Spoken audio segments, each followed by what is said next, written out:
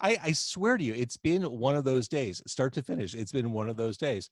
It's Car Con Carne. It is quarantine con carne. I'm not driving my car anywhere.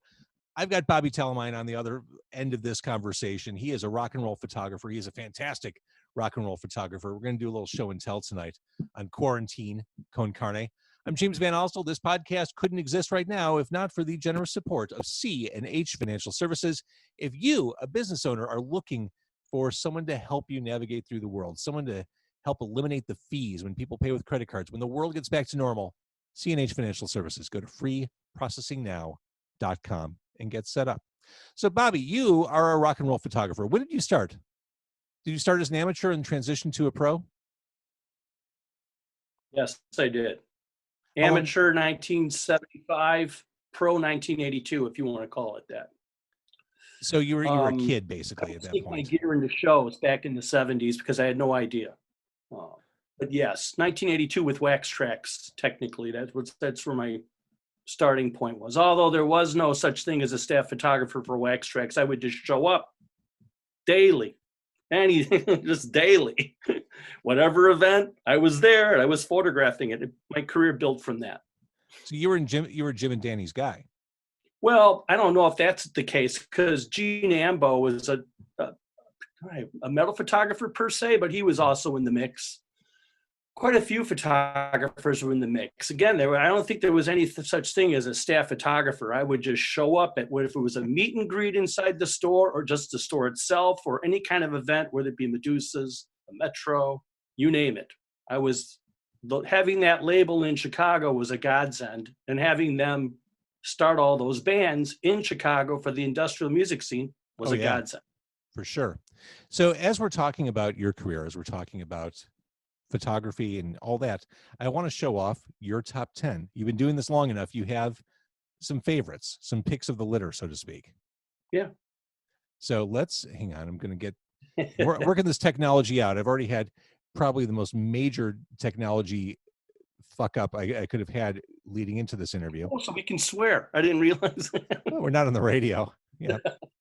And to be clear, I'm swearing because it was a genuine fuck up. Like there's no other way to describe what just happened. All right. So we're going to kind of walk through your history here, and I'm going to share my screen as I do it. Not a problem. As long as I can hear you, that's totally cool. So I'm going to share. All right, at this point, we can see the files, and I renamed all the files so that no one can actually see what they are. It looks like David Bowie. Well, hang on. Yeah. We're not there yet. I'm trying to figure this out. Well, I can just see it's black and white, arms outstretched. It's got to be David. It is David, and now I got to figure out how to share it. This is annoying. Can you just highlight it? Click it? Yeah, here we go. Yeah. There we go. There's David Bowie. I have to tell you with doing that this is from film. This is actually a large print in my office. Oh, is it? In my how vault. Could it not be? So not fuzzy. The actual photo is sharp as I just figured get Bowie up there one way or the other. All my Bowie stuff is film. It's not been digitalized yet or converted to.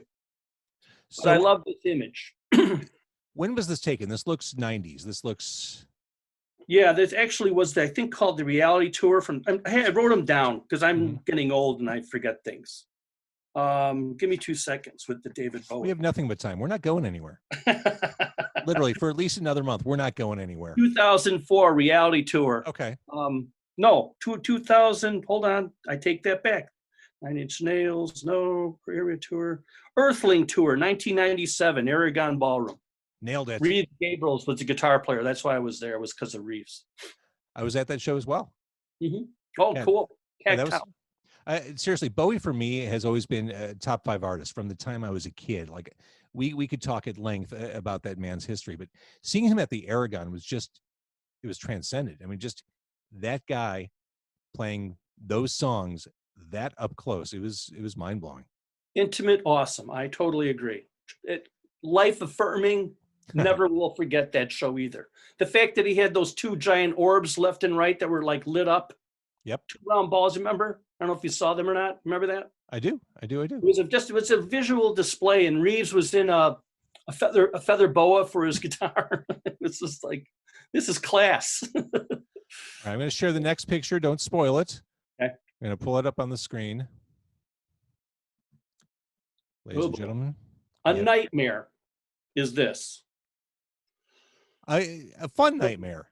Well, what was this from? The 35th anniversary tour, November 09 from the United Center.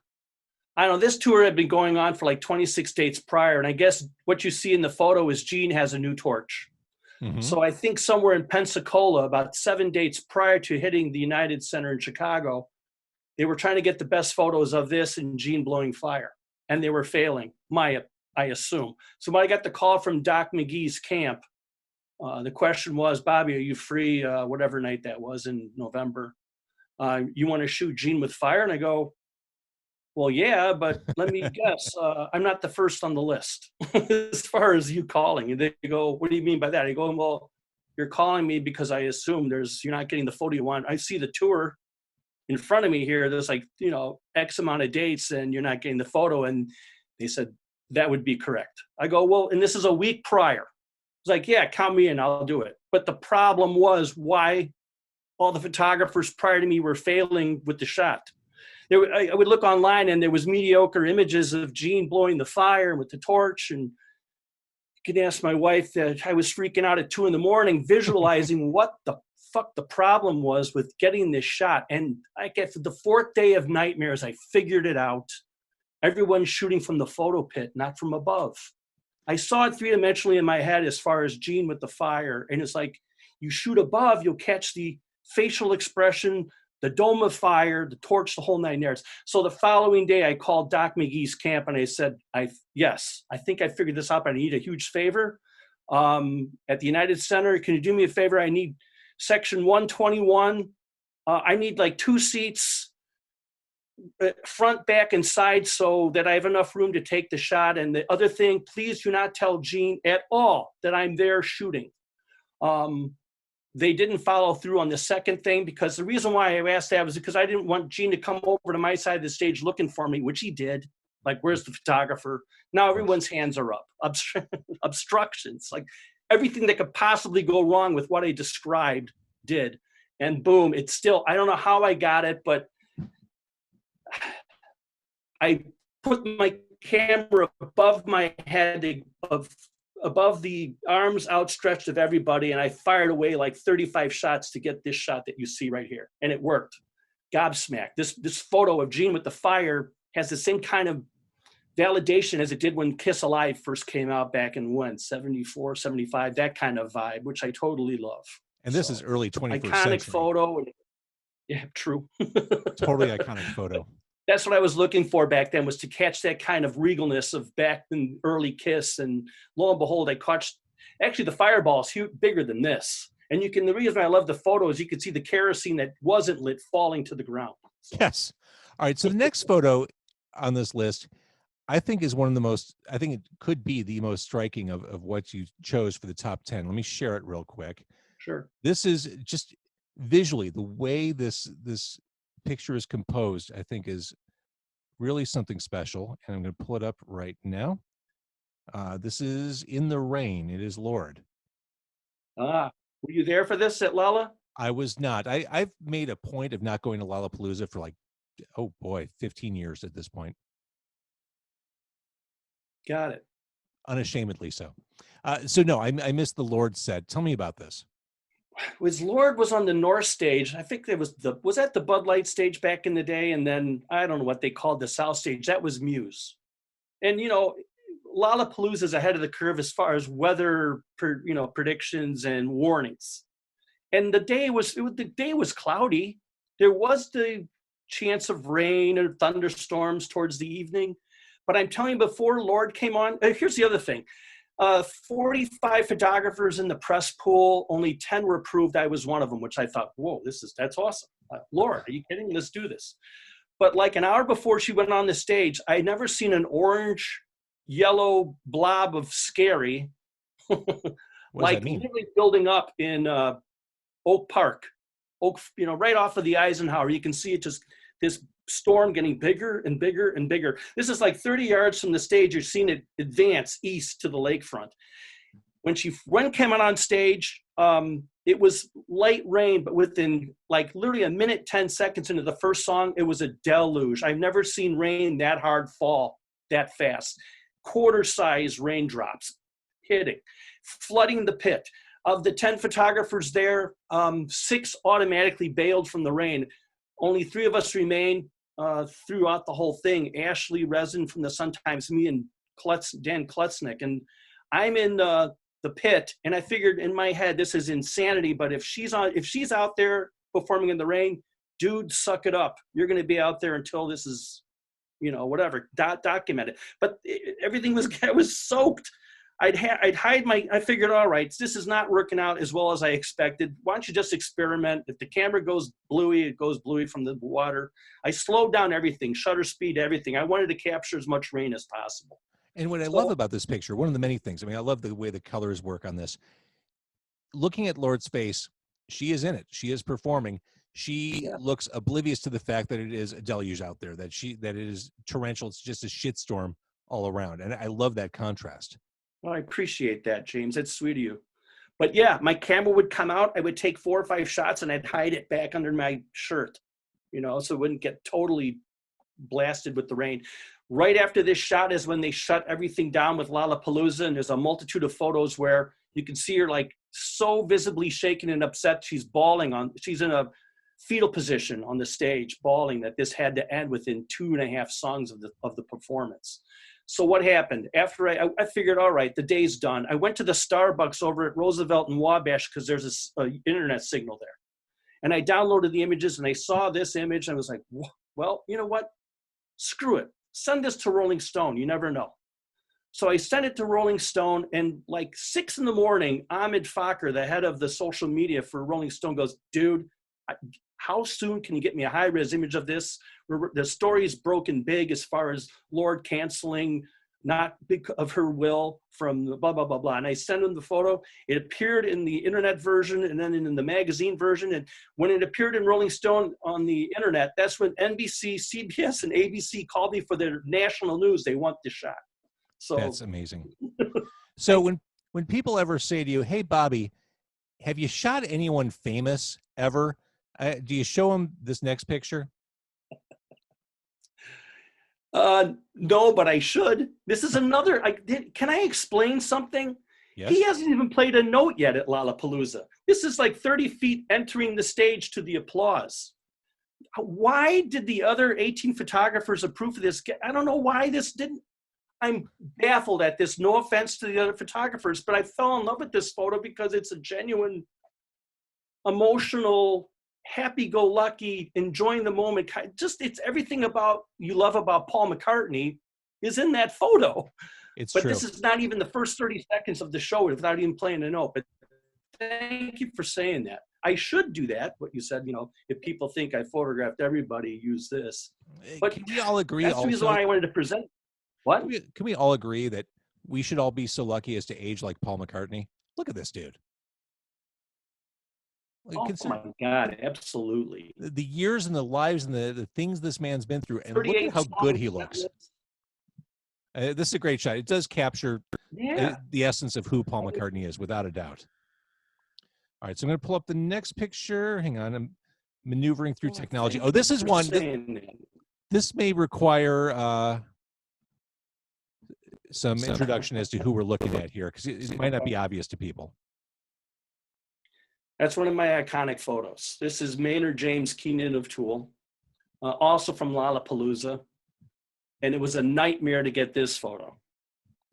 This is not, I fought all day. The restrictions were coming into the press tent that it was the photographers that were going to be approved can only shoot the first 2 songs. Right. And I didn't want to raise a stink in the press tent, but in my head, that was unacceptable. I do know the road manager of Tool. I've been working with that band since they were at the original Lollapalooza way back when. And I fought tooth and nail. This is from like 12 o'clock in the afternoon up till the time that they were to play. I was fighting left and right. They finally said I can shoot from the crowd in a certain spot off of the rail. There was a gigantic rail to split up the mosh pits that went out like they do now currently with the South Stage. 40 yards out, mosh pits left and right, so the security can try to control it. I told security where I was and to watch out for me, and they did. The first song on that set list was Zombie. Within the first 10 seconds of the song, the swell going forward was so strong that either A, I release my leg or I'm going to break it. So I did. And next thing you know, I'm body surfing with camera gear. I end up in the middle of a mosh pit with half a dozen Marines. I gave them $100 and I told them, can you do me a favor? Can you protect me for like the next couple songs? I got to try to get some decent shots from here. And they did. They were pummeling people, tossing them over. You should see the photos before and after. It's just bodies flying. This is really going the extra length to get your shot. This is above and beyond. And look at the imagery. They don't even do this anymore. Everything is, it's all done by Adam as far as the graphics, Adam Jones, but this was lit. They don't really light it up like this, like they did back at Lala or that tour in general. That's what I love about the photo. And the fact that there's a sampled keyboard, which Maynard doesn't even really use anymore. And he's speaking into a speakerphone. But yeah, that's one of my iconic shots. But it was the pain and punishment to get the photo. That's why I've always kept it on my website. I love it. And Jack Morris on the Facebook live chat says, no intro needed for Maynard. There you go. And Kiki says, body surfer Bobby. And you got to get physical. This is a gig. You gotta earn it. The next pictures, it's a kind of a two-parter here, kind of like the Gene Simmons was a two-parter. Yeah. The Professor, Neil Peart. So heartbreaking. I mean, he was the best. He was the best. Private guy. This is another nightmare. Although it's not the nightmare of this photograph, the nightmare to getting approval to shoot this kind of stuff beyond the 3 songs.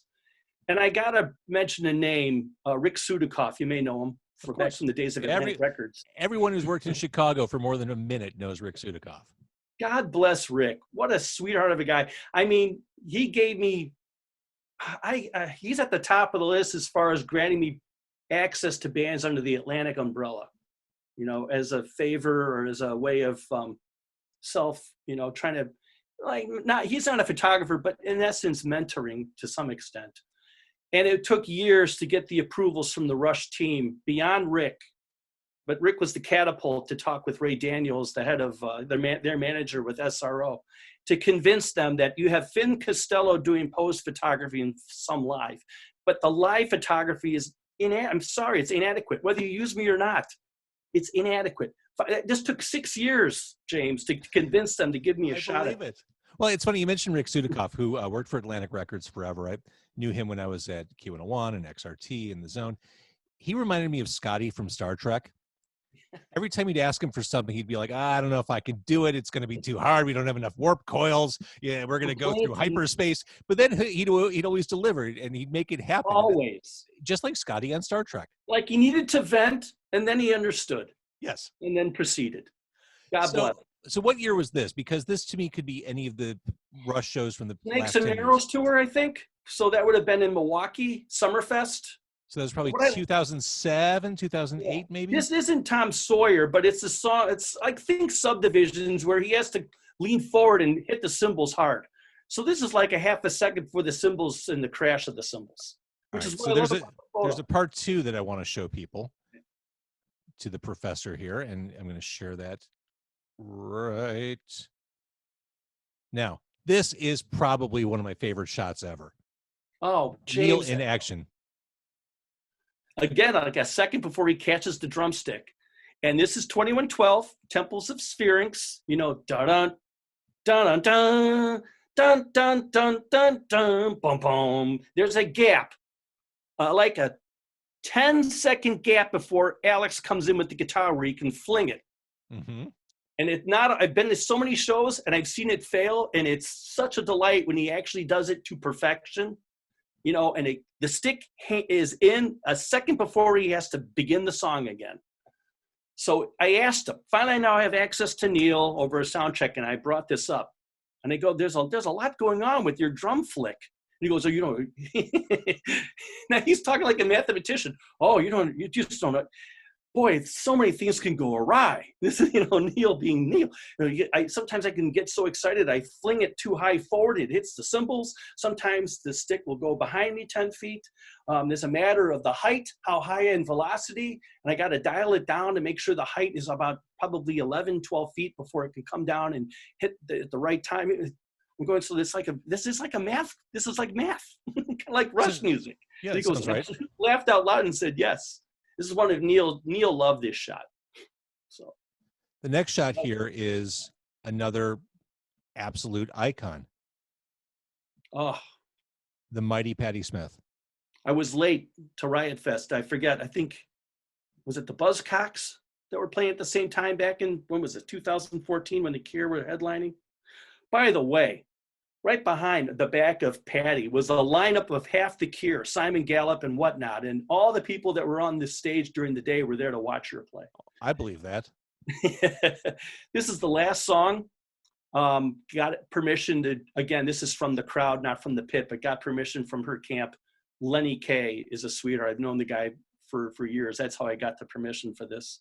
But it's the song Rock and Roll with the N-Word. Yep. It's a rebellious tune. It's not meant, as far as the N-word, to be vicious. It's about rising up.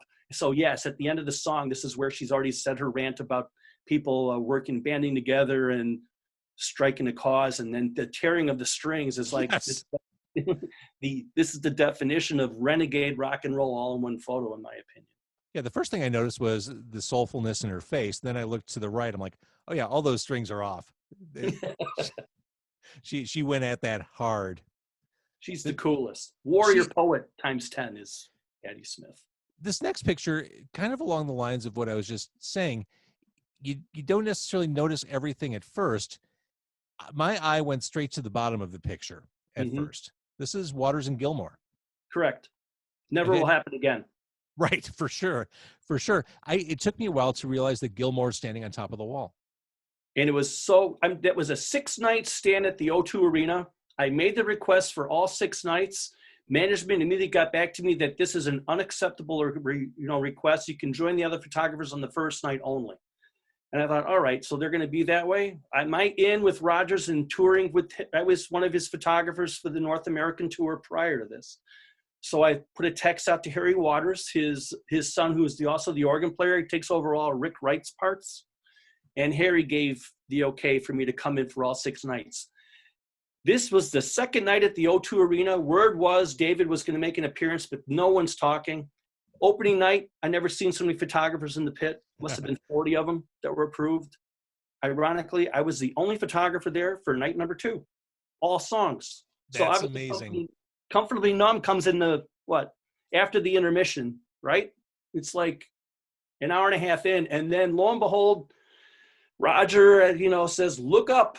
And there's David with that black Strat starting the song off. And I've looked around the venue, and I'm getting chills telling you this, but I've never seen so many grown men crying to infinity, bawling their eyes out. Something they never thought they'd ever see. They'd never, exactly. So this photo went nationwide since I was the only photographer there. I blew through like 400 photos just for this song alone to capture the solo of David at the top of the wall and, Roger at the bottom looking. But can I tell you an awkward moment? Yeah. Obviously, Roger Waters, during the height of Pink Floyd towards Animals and Beyond, was the evil villain for the band upon, the whole animosity, leaving and quitting. David being the soft-spoken, intelligent one, Roger being the emotional one as far as screw everybody. At the end, outside the wall, the last song, Roger, I'm telling you, it's like a complete 180 because there's Nick Mason to Roger's right, David to his left, playing the song. And as the song ends, Roger comes over, puts his arm around David to tell him good job and stuff. And you would think David Gilmour was being touched by radioactivity from Chernobyl with that hug. He wanted nothing. The awkward nature of that, seeing Roger now being the happy-go-lucky guy and David being like the animosity, screw you kind of dude. I'm just doing this for the whatever. Man, oh man. But still, iconic. Never will happen again. It is a fantastic picture. So this next one, this is someone who isn't a household name, but for my money, I've loved this band to death for as long as I can remember. Oh. This is Matt Johnson of The.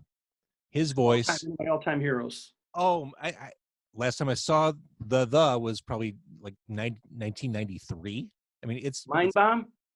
No, that Mind Bomb was 89. I think Dusk was the one right after that. Like, got it. Okay. Yeah. He was touring with Depeche Mode then, opening. I don't know if he was. He actually did a show with at the Metro, but that was like the Naked Self, Nine Inch That's Nails. it. That he did like I think it was the Hank Williams tour. The Oh yeah, that Kinky was also Pinky. superb too. But this is guy, I had to put him up there with Bob Dylan. Literally, singing, songwriting, craft, everything. I've been working with Matt Johnson and the since Soul Mining, technically, literally with Epic Records back then. I've always wanted to get a capture of his emotion, and finally, here in the night that Cold Wave started, I think 2018, he was headlining the Riviera, and I finally caught it. He's just, oh my God, iconic is an understatement. All of does music to this day. It's you talk to my wife. There's a stack of the next to my desk table. I have to listen to it at least once a week. Something. Soul Mining. His Mind voice Mob. is. I mean, Love is Stronger Than Death. The Kingdom of Rain, that thing he did with Sinead O'Connor, and Right. This Is the Day is still one of the most legendary songs to emerge from the 1980s by far. I've been waiting for tomorrow all my life. I swear people would go apeshit at Exit when it was on Wells to that song. It was bedlam as far as people just wanting to mosh and do the circle pit to that song. It's weird. The night of 9/11, I was on the air at WXRT, and I was the night jock at that point. And I remember playing Slow Motion Replay by the on the radio, and it just every time 9/11 comes up, I think about that song and that band, which is an interesting connection to make, given what I'm connecting it to. You're a sharp guy. That's a perfect song to fit that kind of emotional moment. Really, it is. Yeah, lyrically, it was a fit, and I oh did yeah, choose man, that, it's to the gut with him. Emotionally, man, brilliant singer-songwriter. Lyrics are supreme. I agree. One of my all-time favorite heroes is Matt Johnson. Amen. All right, let's talk about influence. One of the most influential guys of the past 30 years, Trent Reznor. Oh, without a doubt. Is this a young Trent? He looks really young in this picture. He doesn't look as Downward Spiral tour. Okay, he doesn't look as buff. I mean, he looks buff, but he doesn't look like. You can tell he's got the fetish thing going with the gloves. Yes. He had the real tight black shorts too back then. If I wanted to really pull up the image vertical, but man, Step Right. This is from March of the Pigs. This song, and this is bedlam because this is where he's throwing keyboards, microphones. This is where he's.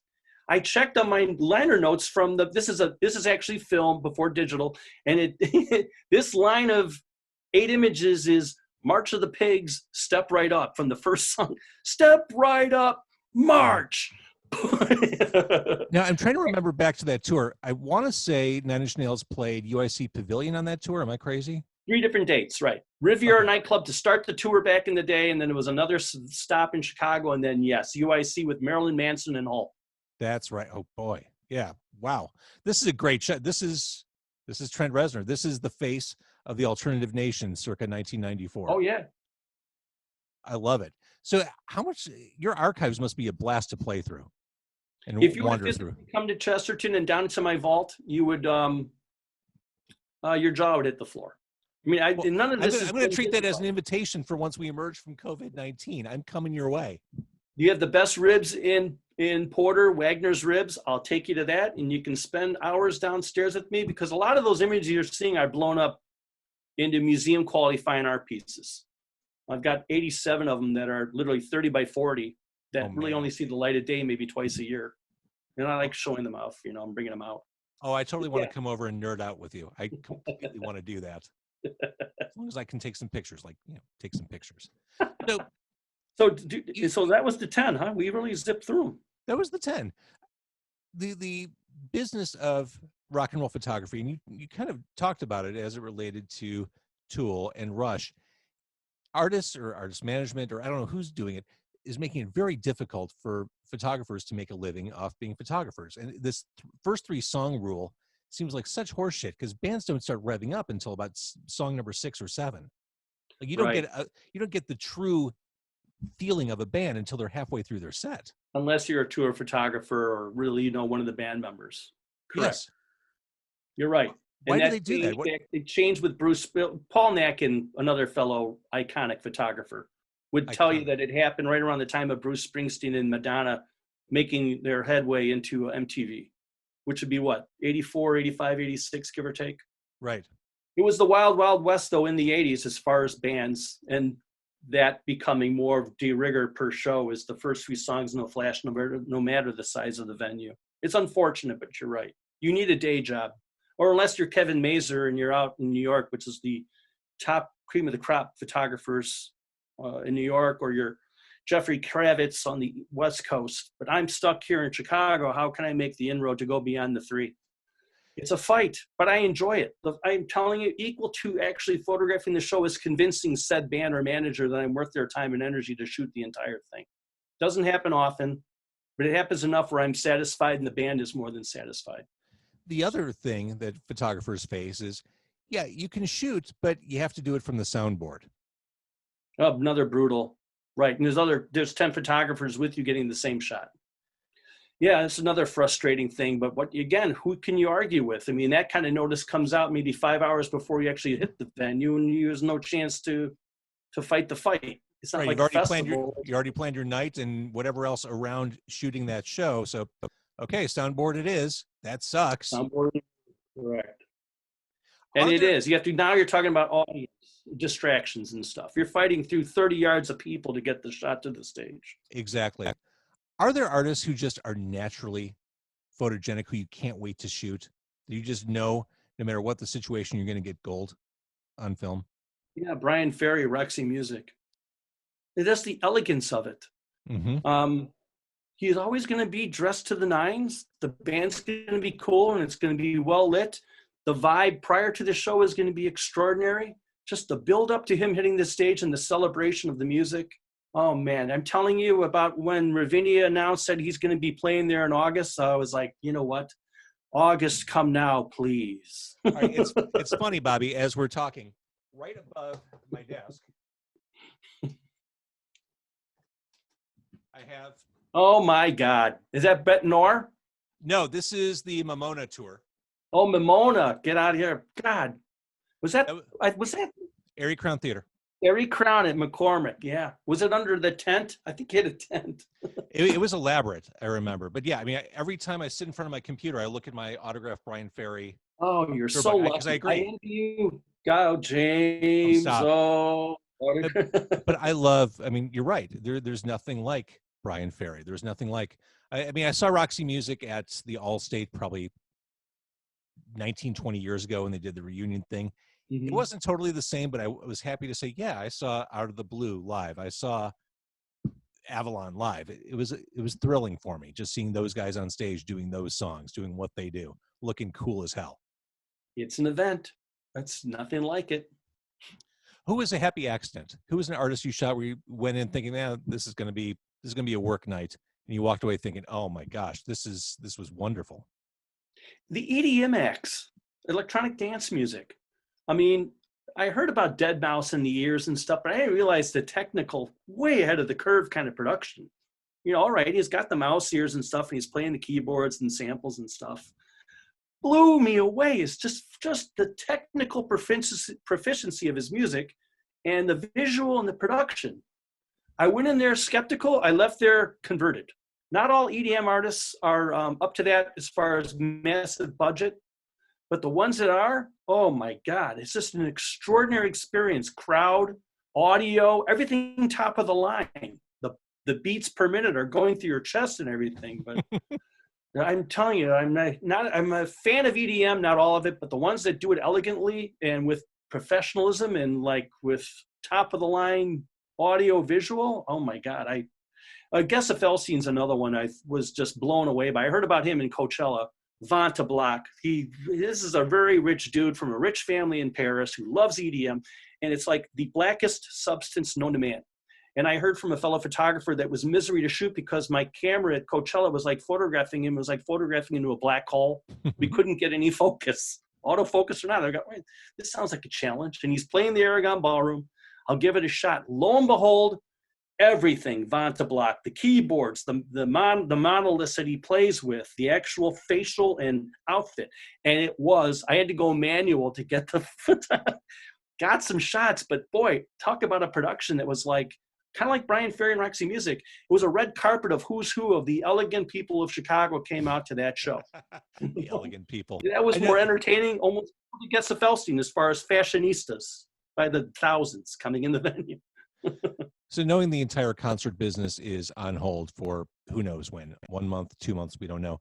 That definitely slows your life down considerably. How are you handling COVID-19? How are you handling sheltering at home? A day at a time, an hour at a time, it just depends. But I find myself I'm looking at behind the live feed of us, and there's like 36 edits that I have to get to. So I am keeping busy that I've not gotten around to posting. And I don't want to keep you from that. I'm going to ask the question I know the answer to, but I know people who are watching or listening are wondering, could they get prints of your stuff? Do you sell prints? I do, but I posted a photo of Jamie Duffy. I gave it to her I actually found it because I had all this time on my hands from Wax Track's Retro Spectacle. I didn't realize he was playing guitar with Revolting Cocks. And I don't know why I singled him out, but I did on one shot. And when I gave it to Pat Mama Kid Duffy, Jamie's mother, she immediately posted on Facebook. I've got 30 requests as far as people wanting to pay anything, top dollar, you name it, just to get an enlargement of it. So the answer to that question is yes, but it's not done at Walgreens or CVS. No offense to them. It's hand done with this place called Latitude in Chicago to my specs, and it's not cheap.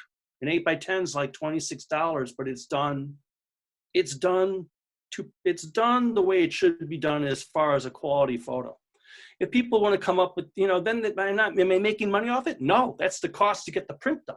So what do I do? Do I charge 35? I don't know. I don't care. I'd rather just whoever wants this, again, it's Jamie Duffy.